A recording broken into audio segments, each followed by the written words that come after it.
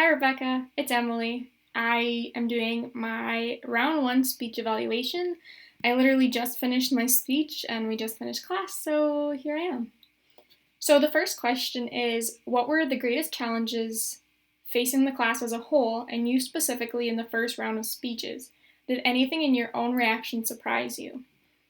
So, I think for the whole class, just nerves in general was a big thing. Even for myself, I tell myself I'm excited, but I was a little bit nervous because, in particular, I felt like I was talking about something that I wasn't 100% sure that the class would be open about.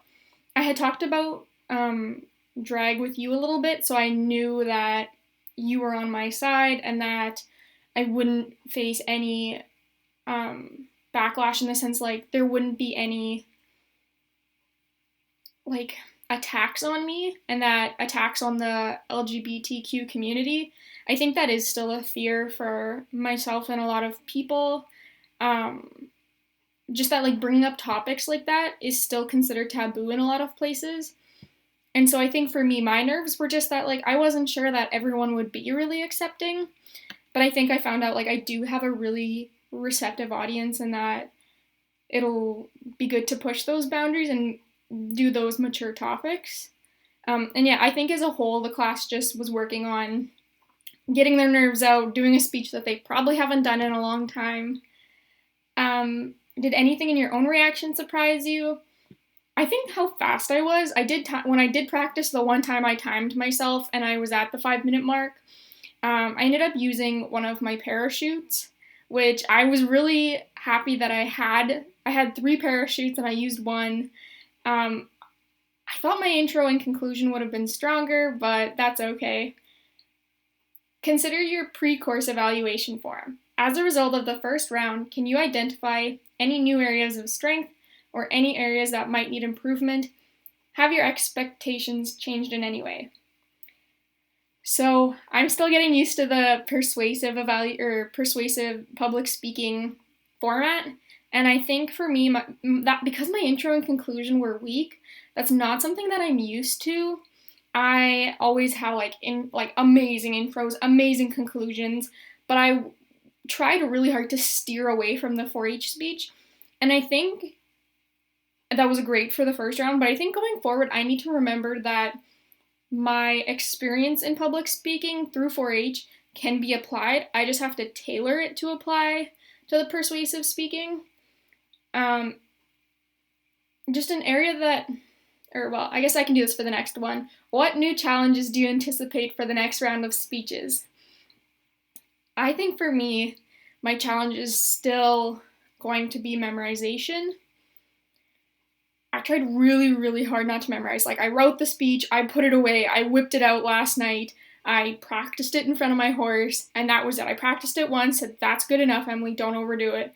And I'm just thinking about my next speech, and I already want to practice. Like, I was like, you should write your speech today. I was like, no, we're not going to do that. And so I know already that over practicing my speech is going to be something I really want to do.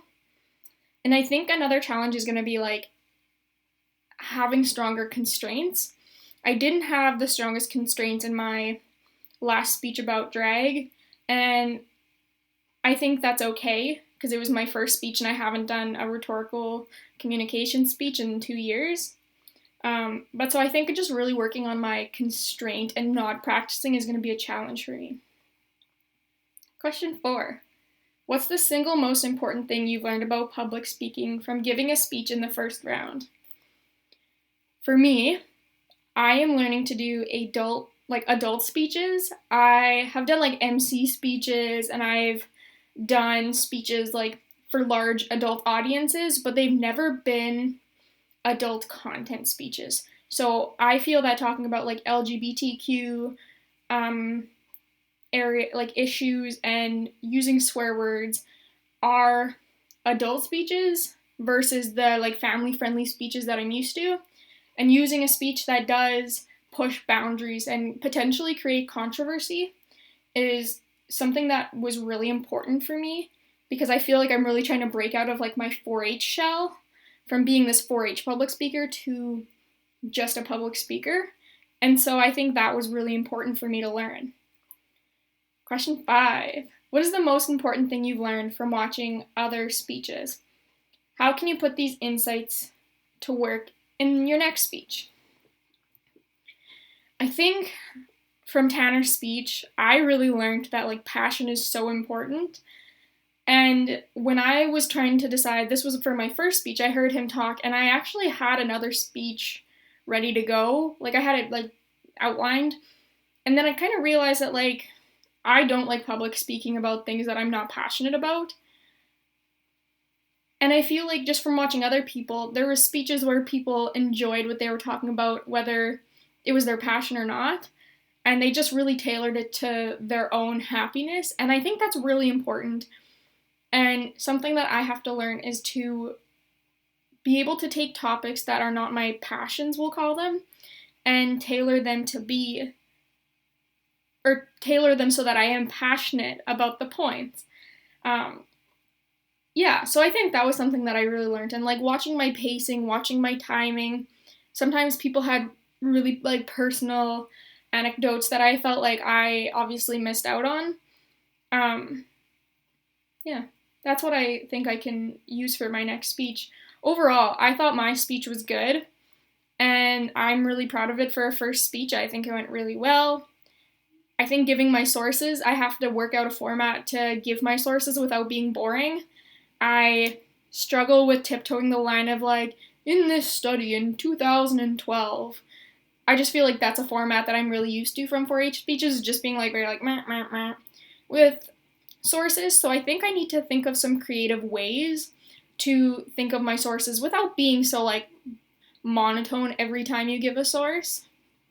My intro and conclusion, that was a comment that you really left for me, so I really can't wait to whip out my next speech and give you a 4-H intro and conclusion and just blow your mind, because intros are my jam. Like, I wasn't upset that you said it because I knew, and I was trying to steer away from that, but I'm excited for my intro and conclusion to just mic drop you.